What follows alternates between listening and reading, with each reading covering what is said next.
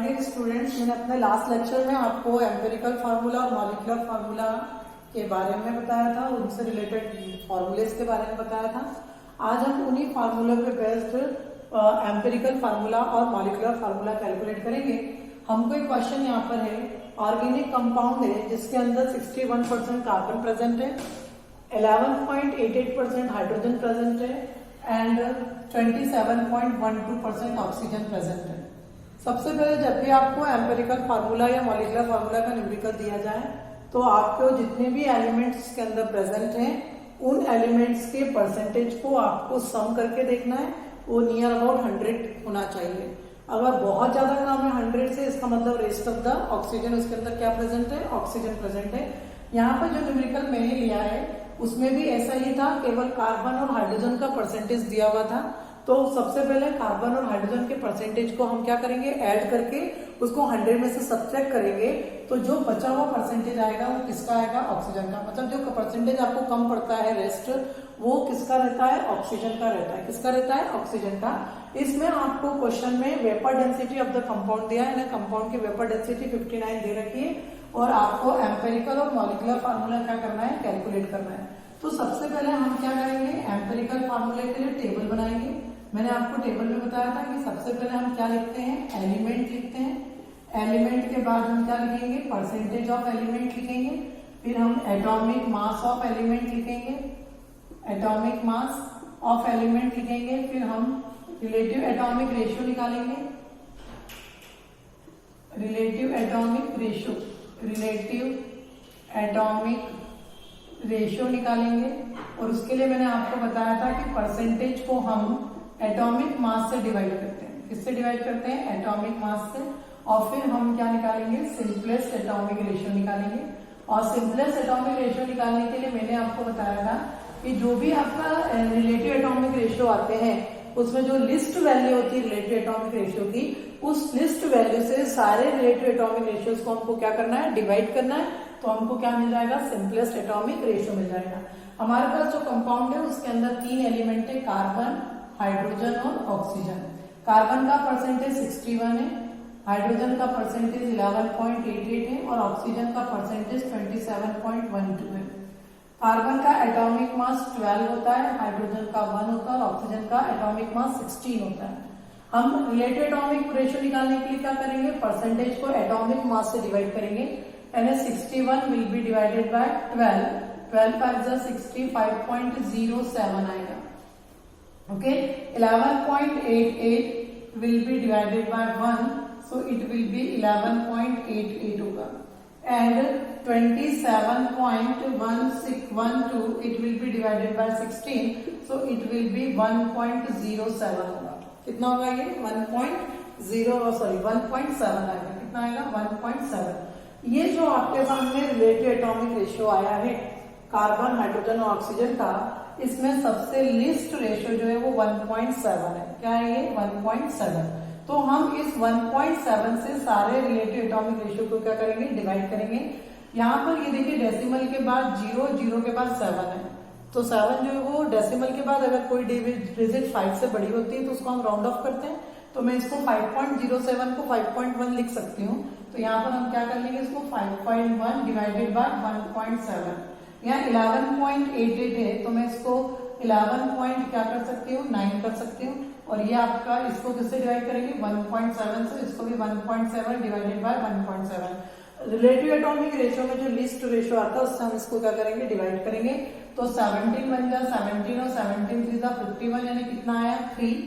17 बन जा 17, 17 से बन जा 119, यानी कितना हो गया, 7। 17 बन जा 17 यानी 1। तो यहाँ पर ये जो सिंपलेस्ट एटॉमिक रेशियो आया है वो हमको ये बता रहा है कि कार्बन के 3 एटम है, हाइड्रोजन के 7 एटम है और ऑक्सीजन का 1 एटम है। तो जो हमारा एम्पेरिकल फार्मूला होगा, एम्पेरिकल फार्मूला जो हमारा होगा वो क्या होगा, कार्बन के 3 एटम यानी C3, हाइड्रोजन के 7 एटम और ऑक्सीजन का 1 एटम। तो जो एम्पेरिकल फार्मूला होगा वो होगा C3H7O। बट हमको यहाँ पर नहीं रुकना है, हमको कहाँ जाना है, मॉलिक्यूलर फार्मूला भी निकालना है। और मॉलिक्यूलर फार्मूले के लिए हमको एम्पेरिकल फार्मूले की जरूरत पड़ेगी। तो हमारा जो एम्पेरिकल फार्मूला आया वो क्या आया, C3H7O आया। अब हम क्या निकालेंगे, मॉलिक्यूलर फार्मूला, और साथ में हमको क्या करना है, मॉलिक्यूलर फार्मूले के लिए मॉलिक्यूलर मास की जरूरत पड़ेगी। हमारे पास मॉलिक्यूलर मास नहीं है, उसकी जगह हमको वेपर डेंसिटी दे रखी है। तो सबसे पहले में मॉलिक्यूलर मास निकालेंगे हम। तो मॉलिक्यूलर मास कैलकुलेट करेंगे हम 2 इंटू वेपर डेंसिटी से, 2 इंटू वेपर डेंसिटी। तो 2 इंटू वेपर डेंसिटी कितनी दे रखी, 59। तो ये हो जाएगा 118। कितना हो जाएगा ये आपका 118। अब हम यहाँ निकालेंगे एम्पेरिकल फार्मूला मास निकालेंगे। मॉलिक्यूलर मास हमारे पास आ गया, अब हम एम्पेरिकल फार्मूला मास निकालेंगे। तो एम्पेरिकल फार्मूला मास किससे निकालेंगे, एम्पेरिकल फार्मूला मास हमारा किस निकलेगा, C3H7 और O आया था हमारा एम्पेरिकल फार्मूला। यहाँ पर कार्बन का atomic mass 12 multiplied by 3 plus hydrogen 1 multiplied by 7 plus oxygen कितना 16। 12 3 36 प्लस 7 प्लस 16 कितना हो गया 42। 52 प्लस 7 इक्वल टू कितना हो जाएगा 59। तो जो मॉलिक्यूलर मास आया वो कितना आया 59। अब हम क्या निकालेंगे, कैलकुलेट करेंगे n इक्वल टू क्या होता है, empirical formula mass divided by molecular mass. ऐसे डिवाइड करते हैं मॉलिक्यूलर मास से। तो n इक्वल टू, सॉरी यहाँ पर थोड़ा सा यहाँ आएगा molecular mass divided by empirical formula mass. Molecular mass divided by empirical formula mass. Molecular mass कितना है 118 और एम्पेरिकल फार्मूला मास कितना है 59। तो 59 बन गया, 59 टू जा। तो n की वैल्यू क्या आ गई आपके पास 2 आ गई।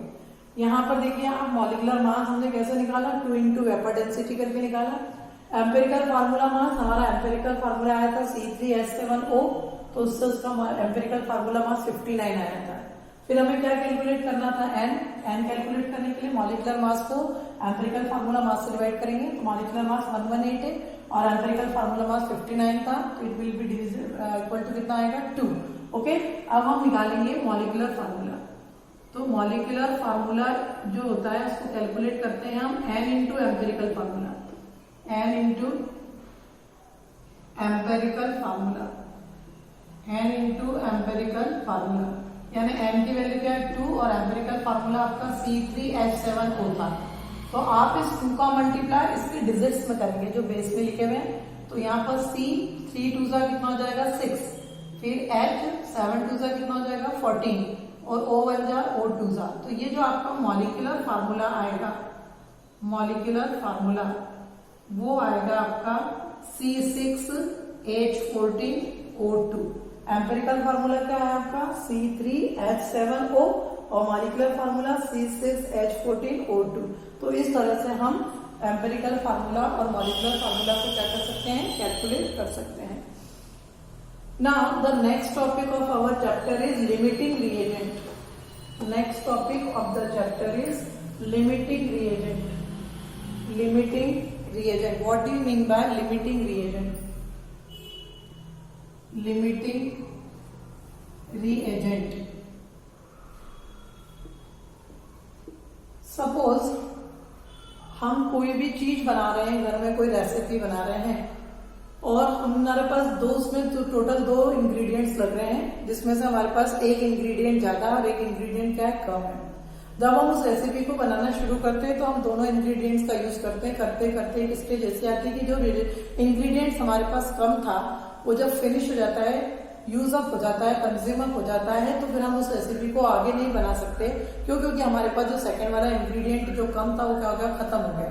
तो वो जो सेकंड इंग्रेडिएंट है जो कंप्लीटली यूज्ड अप हो गया, वो हमारी रेसिपी का क्या कहलाएगा, लिमिटिंग रिएजेंट कहलाएगा। क्या कहलाएगा, लिमिटिंग रिएजेंट।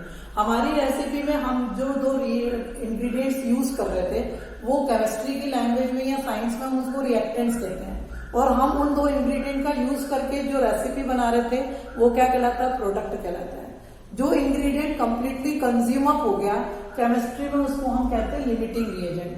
तो limiting reagent is the reactant which get completely consumed up during a reaction and limits the production of product. Product के प्रोडक्शन को क्या कर देता है, रोक देता है और खुद कंप्लीटली क्या हो जाता है, कंज्यूम अप हो जाता है। तो हम उसको क्या कहते हैं, लिमिटिंग रिएजेंट कहते हैं। तो लिमिटिंग रिएजेंट की डेफिनेशन क्या हो जाएगी, it is the reactant It is the reactant which is completely consumed up, which is completely consumed up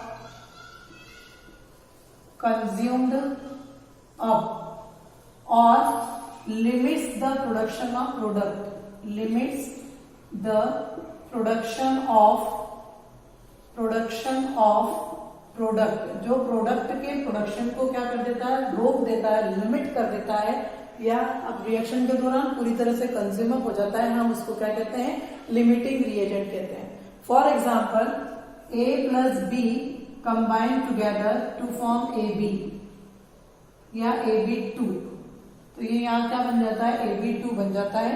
तो यहाँ पर 100 एटम्स ऑफ A है, 100 एटम्स ऑफ A और 100 एटम्स ऑफ क्या होगा आपके पास B है, ठीक है। तो आपको इसमें बताना है कि इसमें लिमिटिंग रिएजेंट क्या होगा। अब मेरी बात सुनिए, यहाँ पर ये जो B2 है वो मॉलिक्यूल के फॉर्म में, एक मॉलिक्यूल में कितने एटम है, 2, और मतलब यहाँ पर अगर 100 एटम्स है तो इसके कितने एटम्स होना चाहिए, अपने पास 200 एटम्स होना चाहिए।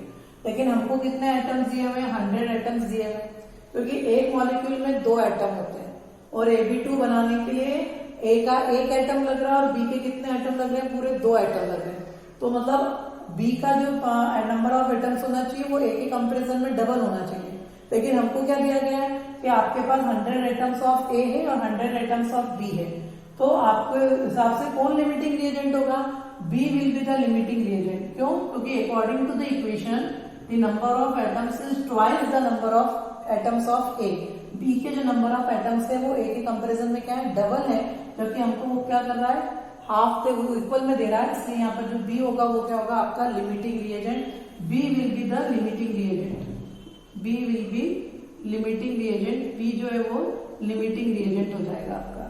आगे बात समझे, तो इस तरह से जो है लिमिटिंग रिएजेंट एक ऐसा रिएक्टेंट होता है जो रिएक्शन के दौरान पूरी तरह से कंज्यूम अप हो जाता है और उसके कारण प्रोडक्ट बनना बंद हो जाता है, प्रोडक्शन क्या हो जाता है, प्रोडक्ट का बंद हो जाता है, तो हम उसको क्या कहते हैं, लिमिटिंग रिएजेंट कहते हैं। Now I am coming to the topic stoichiometry of solution. Stoichiometry in solutions. Stoichiometry in solution. Stoichiometry in solution. ये जो टॉपिक मैं आपको पढ़ाने जा रही हूँ ये 12th में फिर से आएगा, स्टाइशियोमेट्री इन सॉल्यूशन। इसका मतलब होता है basic concept related to the solution. Solution से कौन कौन सी टर्म्स जो होती हैं वो रिलेटेड होती हैं। तो यहाँ पर हम सबसे पहले सॉल्यूशन होता क्या है। सॉल्यूशन जो है वो होमोजीनस बाइनरी मिक्सचर है। सॉल्यूशन जो है वो होमोजीनस बाइनरी मिक्सचर है, होमोजीनस बाइनरी मिक्सचर है। अब यहाँ पर आप इन टर्म्स का मीनिंग समझिए। बाइनरी का मतलब होता है 2 कंपोनेंट एंड होमोजीनस का होमो का मतलब होता है सेम और जीनस का मतलब होता है स्टेट। जीनस का मतलब होता है स्टेट, यानी सॉल्यूशन 2 कंपोनेंट का मिक्सचर है जिसमें दोनों कंपोनेंट की फिजिकल स्टेट क्या हो जाती है, सेम हो जाती है। We can't differentiate them by naked eye. हम उनको उनके नेकेड आई से या उनके फिजिकल अपीयरेंस से डिफ्रेंशिएट नहीं कर पाते हैं। तो सॉल्यूशन जो है वो होमोजेनस बाइनरी मिक्सचर है in which the ratio of any one component में change to a certain limit, जिसमें 2 कंपोनेंट जो प्रेजेंट हैं उन कंपोनेंट में से किसी भी कंपोनेंट का जो रेशियो है वो एक सर्टेन लिमिट तक हम क्या कर सकते हैं, चेंज कर सकते हैं। तो ये जो चीज है वो मिक्सचर है वो क्या कहलाता है, आपका सॉल्यूशन। तो सॉल्यूशन की डेफिनेशन क्या हो जाएगी, it is the homogeneous binary mixture in which the ratio of any one component may change to a certain limit, that is called solution. अब सॉल्यूशन में जो 2 कंपोनेंट होते हैं उनमें से एक कंपोनेंट को हम कहते हैं सॉल्यूट और दूसरे कंपोनेंट को हम कहते हैं सॉल्वेंट। दूसरे कंपोनेंट को क्या कहते हैं हम, सॉल्वेंट। सॉल्यूट क्या होता है, the component which is to be dissolve, जिस कंपोनेंट को हम क्या करते हैं, डिसॉल्व करते हैं। फॉर एग्जाम्पल आपको सॉल्ट सॉल्यूशन बनाना है तो आपको इसके लिए सॉल्ट और वाटर की जरूरत पड़ेगी। तो सॉल्ट को आप वाटर में डिसॉल्व करोगे तो जो सॉल्ट है वो किसकी तरह बिहेव करेगा, सॉल्यूट की तरह, और जो वाटर है वो किसकी तरह बिहेव करेगा, सॉल्वेंट की तरह। तो the compound of the substance which is to be dissolve is called solute and the medium in which solute is to be dissolve, जिस मीडियम में आपको सॉल्यूट डिसॉल्व करना होता है वो आपका क्या कहलाता है, सॉल्वेंट कहलाता है। सॉल्यूट हमेशा कम प्रोपोर्शन में प्रेजेंट होगा और सॉल्वेंट हमेशा ज्यादा प्रोपोर्शन में प्रेजेंट होगा। इस तरह से सॉल्यूशन के दो कंपोनेंट होते हैं, एक सॉल्यूट और एक सॉल्वेंट। अब अगली जो टर्म आती है सॉल्यूशन से रिलेटेड है, कंसंट्रेशन ऑफ सॉल्यूशन। कंसंट्रेशन हम 9th-10th स्टैंडर्ड में बहुत सारी जगह पर मोल्स पर लीटर पढ़ते आते हैं, मोल्स पर लीटर। ये जो मोल्स पर लीटर ये कंसंट्रेशन की यूनिट है। अब कंसंट्रेशन होता क्या है, it is the number of moles of the solute present in per litre of the solution. Solution के 1 लीटर में सॉल्यूट के जितने नंबर ऑफ मोल्स होंगे वो उसका क्या कहलाएगा, कंसंट्रेशन कहलाएगा। तो कंसंट्रेशन की डेफिनेशन क्या हो गई, the number of moles of solute present in per litre of the solution, that is called concentration. अब सॉल्यूशन के कंसंट्रेशन को रिप्रेजेंट करने के लिए बहुत सारी यूनिट्स होती हैं। इसमें से कुछ यूनिट इस साल आपको 11th क्लास में है और कुछ यूनिट्स आपको कहाँ पर है, 12th क्लास में है। तो जो आपको इस साल 11th क्लास में है वो 4-5 यूनिट है यहाँ पर सॉल्यूशन के कंसंट्रेशन को रिप्रेजेंट करने के लिए, और units to represent concentration of solution, units to represent concentration of solution। आपके कोर्स में जो है वो है आपका मास परसेंटेज, सेकंड जो है आपका वो है मोलैरिटी, थर्ड जो है वो आपका मोलैलिटी, और फोर्थ जो आपको करना है वो है mole fraction. Mass percentage, molarity और मोल फ्रैक्शन, ये 4 कंसंट्रेशन यूनिट है जिस साल आपको 11th क्लास में पढ़ना है। यहाँ पर सबसे पहले जो यूनिट है वो क्या है, मास परसेंटेज है। परसेंटेज मतलब we don't talk about more than 100, हमको 100 से ज्यादा में बात नहीं करना है क्योंकि यहाँ पर परसेंटेज लगा हुआ है, ठीक है। तो मास परसेंटेज का मतलब होता है, आपको मैंने अभी पढ़ा है कि सॉल्यूशन के 2 कंपोनेंट होते हैं, एक सॉल्यूट और एक सॉल्वेंट। तो मास परसेंटेज की डेफिनेशन हो जाती है number of parts of solute और solvent present in 100 parts of solution, 100 parts of solution. यानी अगर आपने 100 ग्राम सॉल्यूशन लिया है और उसके अंदर सॉल्यूट का जितना ग्राम प्रेजेंट होगा वो सॉल्यूट का मास परसेंट कहलाएगा, या सॉल्वेंट का जितना ग्राम प्रेजेंट होगा वो सॉल्वेंट का मास परसेंटेज कहलाएगा।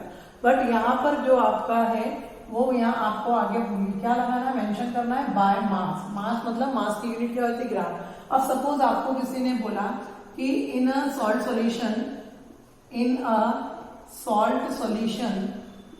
NaCl is 20% by mass, 20% by mass। आपको किसी ने इस तरह से स्टेटमेंट दिया है कि एक सॉल्ट सॉल्यूशन है जिसमें NaCl मतलब सॉल्ट 20% बाय मास है। तो इस सेंटेंस का क्या मीनिंग हुआ 20% बाय मास का, कि जो टोटल सॉल्ट सॉल्यूशन है वो 100 ग्राम है और उस 100 ग्राम सॉल्यूशन में 20 ग्राम NaCl है। तो फिर वाटर कितना होगा उसके अंदर, तो आप क्या बोलोगे 100 minus 20 is equal to 80% of water by mass होगा। यानी आपको जो 100% सॉल्यूशन दिया था, सॉल्ट सॉल्यूशन 100 ग्राम दिया था, उसमें 20 ग्राम NaCl प्रेजेंट है और 80 ग्राम आपका क्या प्रेजेंट है, वाटर प्रेजेंट है। तो मास परसेंटेज की डेफिनेशन क्या हो जाएगी, the number of parts of solute और solvent present in 100 parts of the solution by mass. उसको समझाने के लिए मैंने आपसे क्या बोला कि एक सॉल्ट सॉल्यूशन है हमारे पास और उसमें बोला गया है सॉल्ट सॉल्यूशन में कि आपके सॉल्ट सॉल्यूशन में NaCl 20% बाय मास है। इसका मतलब आपके पास जो टोटल सॉल्ट सॉल्यूशन है वो 100 ग्राम है और उसमें 20 ग्राम क्या प्रेजेंट है, NaCl, और बचा हुआ वाटर है, यानी 80 ग्राम आपके पास क्या प्रेजेंट है, वाटर। तो अगर आपको मास परसेंटेज कैलकुलेट करना है तो मास परसेंटेज ऑफ सॉल्यूट को निकालने के लिए फार्मूला होता है मास परसेंटेज ऑफ सॉल्यूट के लिए फार्मूला होता है mass of solute mass of solute divided by mass of solution divided by mass of solution multiplied by 100 तो इस तरह से आप मास परसेंटेज ऑफ सॉल्यूट निकाल सकते हो। अब अगर आपको मास परसेंटेज ऑफ सॉल्वेंट निकालना है तो आपको कुछ नहीं करना है, 100 minus mass percentage of solute कर दीजिए, मास परसेंटेज ऑफ सॉल्यूट। आप सॉल्यूट को 100 में से क्या कर दीजिए, माइनस कर दीजिए, तो इस तरह से आपका मास परसेंटेज ऑफ क्या आ जाएगा, सॉल्वेंट आ जाएगा। इस तरह से हम मास परसेंटेज ऑफ सॉल्यूट और सॉल्वेंट क्या कर सकते हैं, निकाल सकते हैं। Now this is sufficient for today. Thank you very much.